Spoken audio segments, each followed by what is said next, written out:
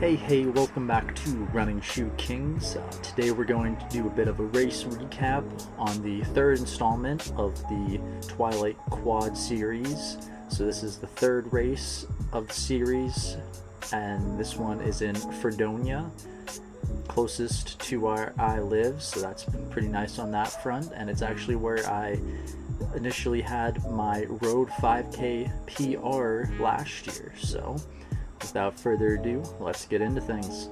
Alright, so starting off, there seem to be quite a few extra contenders here in this race, as has been in the previous two races. So it was a bit bunched up at the start, but as we started to progress into things, it got a little bit easier to manage, because the first half mile or so of this race is actually a bit of an uphill climb. So some people kind of went out a little quick and faded.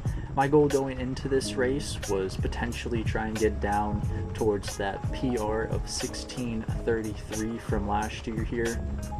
Now, it was quite a bit warmer than what would probably have been preferred, but I still thought that there was still a chance, because last year I really didn't expect to PR at this race and still managed to do so for the roads. You can see here that we're pretty much getting into that single file line. I'm sitting in just about 9th or 10th place here, and getting a little settled in and getting comfortable with where I'm at, and starting to kind of evaluate how I'm feeling and seeing how I want to race this first mile.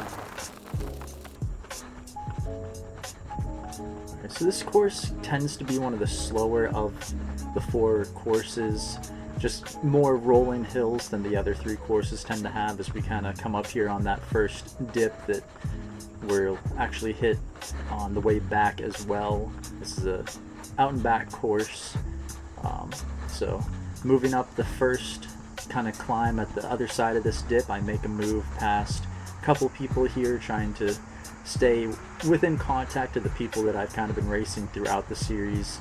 A couple younger guys here as we come through the first half a mile, or we got one in front, one in back.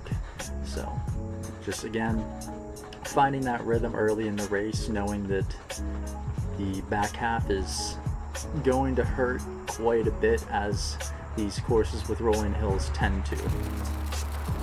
The race pretty much got spread out before we even got to the first mile, so you have that normal pack of four that's kind of been taking these races out the last couple of the quad series here. Then you have Prince, who might know from several of the other races, but came through the first mile here in 5:22, which may be a little slower than I wanted, but at the same time I did want to go out slower than I had been at this race and see whether I couldn't move better in the last couple miles here. Because the first couple races I've been going out more between that 5:16 to 5:18, so I was looking to go out closer to 5:20, ended up at 5:22, which isn't too taxing in my mind, keeping in mind that we had that half mile of climb at the start of the race.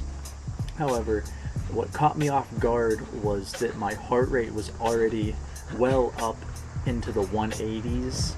Now, I normally don't pay too much attention to heart rate in a race, because that's not always the best judge of effort, but that caught me off guard, knowing that I still had 2 miles rolling hills and not a whole lot of shade that's going to be protecting me. Moved into 6th place there just as we had came through the mile, and now I'm looking up ahead at, moved into 7th place as we came up on the mile, looking up ahead now, trying to move up closer to Prince, knowing that he normally has a good second half of the race, so I want to close. Okay, and as we come up here on the turnaround, get a nice view of the leaders as they're making their way back the opposite direction. This is about all the closer I was able to get to Prince during the race. He definitely had a better second half than I did, actually being able to eventually move up into a top 5 position here. But I felt like if I could at least kind of latch on to him even in the slightest, I might be able to get pulled through to catch a couple of these guys that had fallen off of that first pack. As we kind of make our way through that water station there, looking up ahead, it might be a bit difficult to see, but Prince had actually moved around to 5th place at that point and started to put some ground on me there. And knowing that that top 5 gets a little bit of an extra award at the end, I was thinking that if I could close in enough to get these 2 in front of me, get a top 5 out of this, that'd be pretty cool. But it was kind of through this moment that I knew that this last mile plus was going to hurt. Now, coming through here at 2 miles, second mile was a 5:30, so a little bit slower than what I came through at. Typically that turnaround kind of messes me up though, messes up my rhythm, but I was still hoping that I didn't lose too much and I'd be able to close pretty strong. Keep in mind that although we had to go up that half mile downhill, or up the half mile at the start, it's a half mile downhill at the finish. So moving up a little closer here to 6th place, and as I kind of crested over top of that hill, I was able to look up and not only see Prince up ahead, but also another person had gone off of that pack. So now there's potential of me, if I can get the guy that I'm working on now along with the 2 up in front, that could be a 4th place finish if I'm able to close strong enough. So that really big incentive, and hoping at this point that I can just hang on and maybe make a move late that is going to be enough to close out this race strong.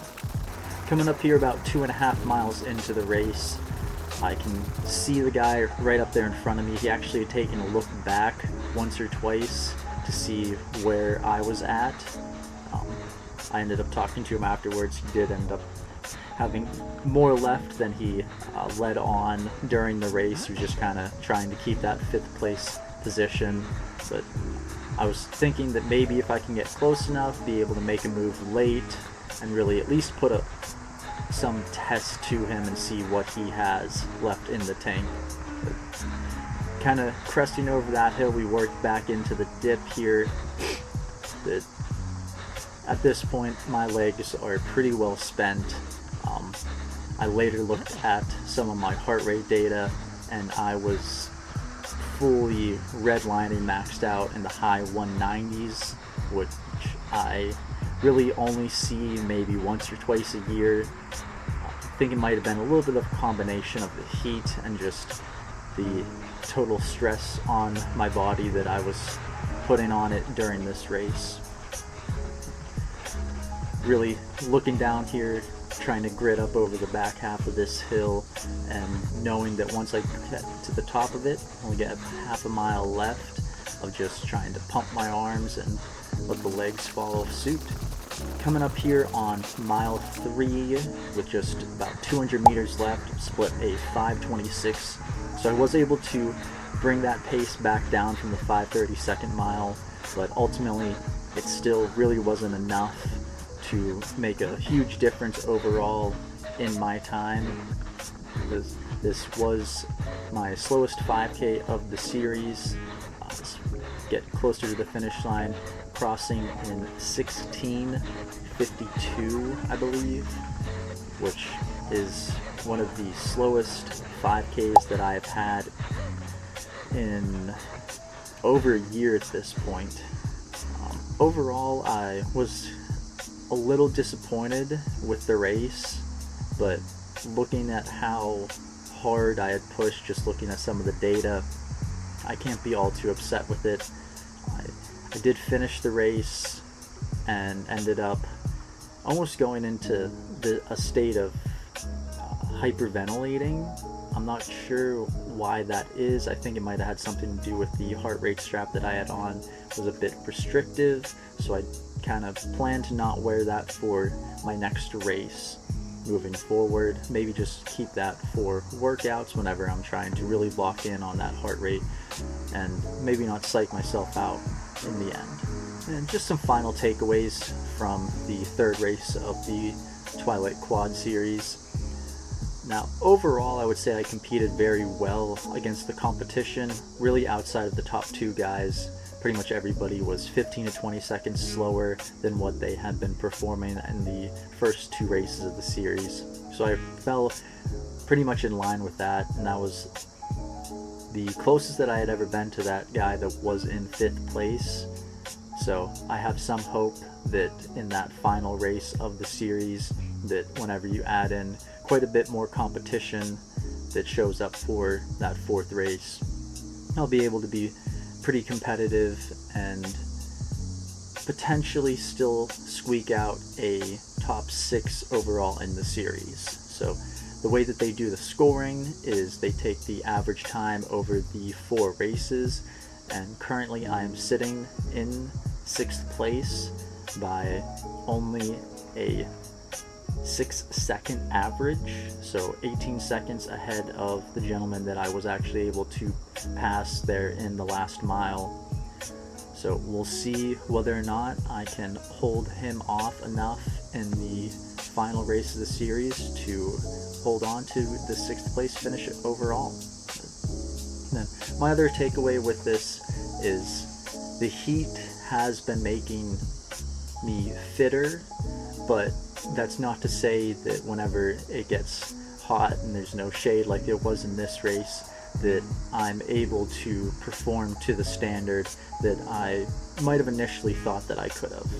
So I went into this race hoping to try and shoot somewhere in the low 1630s like I had last year.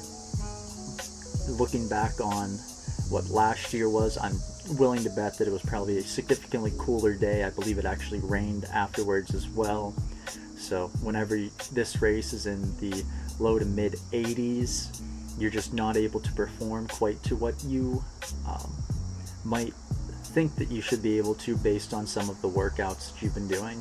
And I was a bit naive to that fact, and that's something that I'm going to take with me moving forward, and maybe even find a race that's a little cooler on the day and see whether I can actually get a good gauge for my fitness. But we have a few weeks off before we'll hit that final race of the series, and I'll actually be racing a 5K before then, and whenever we get to that, I'll give you guys another race recap on it.